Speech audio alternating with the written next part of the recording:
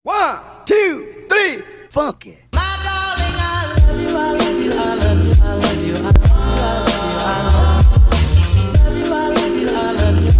Assalamualaikum warahmatullahi wabarakatuh. Selamat pagi, salam sejahtera untuk kita semua. Bagaimana kabarnya hari ini? Semoga dalam keadaan sehat walafiat. Amin ya Allah ya Rabbal Alamin. Sebelum pembelajaran berlangsung, alangkah baiknya kita berdoa terlebih dahulu. Kita harapkan dan gantungkan kepada Allah Subhanahu wa Ta'ala supaya kita bisa dilancarkan dalam pembelajarannya, dilancarkan dalam berpikir, ilmunya bisa bermanfaat, dan kita semua bisa diberikan rezeki yang lancar dan sehat walafiat. Amin ya Allah ya Rabbal Alamin. Mengingatkan kepada seluruh siswa untuk mengisi absen terlebih dahulu dalam Google Classroom. Di sini Ibu akan memulai pembelajaran mata pelajaran geografi berkenaan tentang usaha konservasi flora dan fauna di Indonesia. Sebelum masuk pada materi, Ibu akan memaparkan tujuan pembelajaran kali ini, yaitu siswa mampu mengetahui dan memahami materi konservasi dan pemanfaatan flora dan fauna di Indonesia. Siswa mampu mengetahui konservasi dan pemanfaatan flora dan fauna di Indonesia. Siswa mampu menjelaskan kembali materi yang sudah diajarkan. Siswa mampu mengaplikasikan materi yang diajarkan dalam kehidupan sehari-hari. Kita awali dengan pengertian konservasi. Apa itu konservasi? Konservasi berasal dari bahasa Inggris yaitu conservation, yang artinya pelestarian atau perlindungan. Menurut ilmu lingkungan, konservasi adalah upaya efisiensi dari penggunaan energi, produksi, transmisi, atau distribusi yang berakibat pada pengurangan konsumsi energi, di lain pihak menyediakan jasa yang sama tingkatannya. Upaya swaka dan perlindungan jangka panjang terhadap lingkungan. Tujuan konservasi Indonesia. Konservasi sumber daya alam hayati dan ekosistemnya bertujuan mengusahakan terwujudnya kelestarian sumber daya alam hayati serta keseimbangan ekosistemnya sehingga dapat lebih mendukung upaya peningkatan kesejahteraan masyarakat dan mutu kehidupan manusia. Nah, jadi dapat disimpulkan bahwa konservasi flora dan fauna itu untuk menjaga ekologi flora fauna yang asli dan khas dari kepunahan, menjaga berlangsungnya proses ekologis dan sistem kehidupan, serta mengatur pemanfaatannya wilayah konservasi. Konservasi flora dan fauna menurut Peraturan Pemerintah Republik Indonesia Nomor 28 Tahun 2011 dibagi menjadi dua bagian pengelolaan, yaitu Kawasan Suaka Alam atau KSA dan Kawasan Pelestarian Alam atau KFA. Pembahasan pertama yaitu Kawasan Suaka Alam. Suaka Alam adalah kawasan dengan ciri khas tertentu baik di darat maupun di perairan yang mempunyai fungsi pokok sebagai kawasan pengawetan keanekaragaman tumbuhan dan satwa serta ekosistem, yang juga berfungsi sebagai sistem penyangga kehidupan. Suaka alam di Indonesia terdiri dari cagar alam dan suaka marga satwa. Yang pertama, cagar alam adalah kawasan suaka alam yang keadaan alamnya memiliki kekhasan tumbuhan, satwa, dan ekosistem.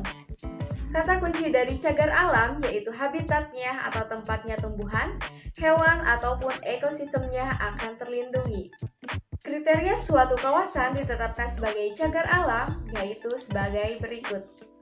Memiliki keragaman baik tumbuhan maupun satwa, memiliki kondisi alam baik biota maupun fisiknya yang masih asli atau belum tersentuh manusia. Contohnya yaitu Bukit Bungkuk di Riau, Pulau Bokor di DKI Jakarta, dan Batu Kahu di Bali. Di Pananjung Jawa Barat melindungi satwa monyet hitam, di ujung Kulon, Banten melindungi badak, terdapat bunga Rafflesia yang dilindungi di Bengkulu, dan terdapat cagar alam di Provinsi Lampung. Kemudian, yang kedua, Suaka Marga Satwa adalah kawasan suaka alam yang ditetapkan untuk melindungi satwa tertentu dan habitatnya. Kriteria daerah dijadikan kawasan suaka marga satwa antara lain sebagai berikut. Merupakan tempat hidup dan perkembangbiakan dari jenis satwa.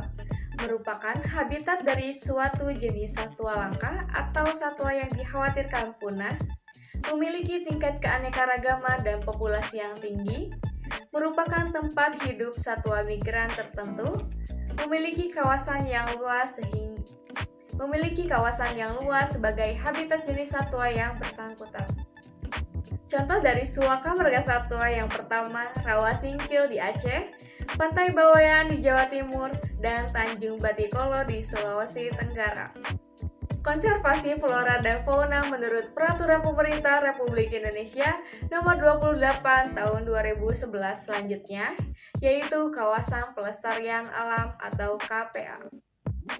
Kawasan pelestarian alam merupakan kawasan dengan ciri khas tertentu, baik di darat maupun di perairan, dan mempunyai fungsi perlindungan sistem penyangga kehidupan, pengawetan keanekaragaman jenis tumbuhan dan satwa, serta pemanfaatan secara lestari sumber daya alam hayati dan ekosistemnya. Terdiri dari Taman Nasional, Taman Hutan Raya, dan Taman Wisata Alam. Taman Nasional. Apakah Taman Nasional itu?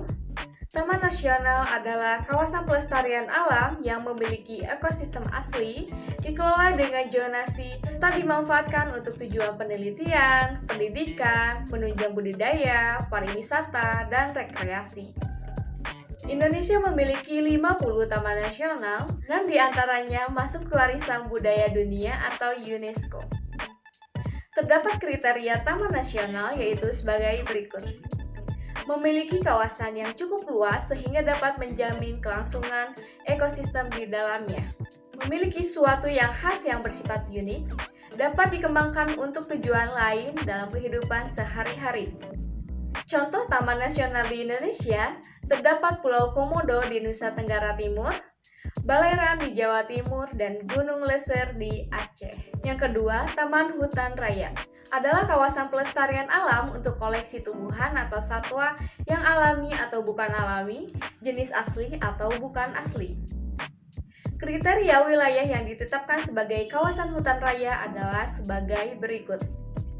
Merupakan kawasan dengan ciri khas baik asli maupun buatan, memiliki keindahan dan panorama alam yang menarik, memiliki luas yang cukup sehingga memungkinkan untuk mengoleksi tumbuhan atau satwa. Contoh Taman Hutan Raya yaitu Bung Hatta di Sumatera Barat, Ngurah Rai di Bali, dan Sultan Adam di Kalimantan Selatan. Selanjutnya ada Taman Wisata. Adalah kawasan pelestarian alam untuk koleksi tumbuhan atau satwa yang alami atau bukan alami, jenis asli atau bukan asli. Nah, taman wisata ini dimanfaatkan untuk pariwisata dan rekreasi alam.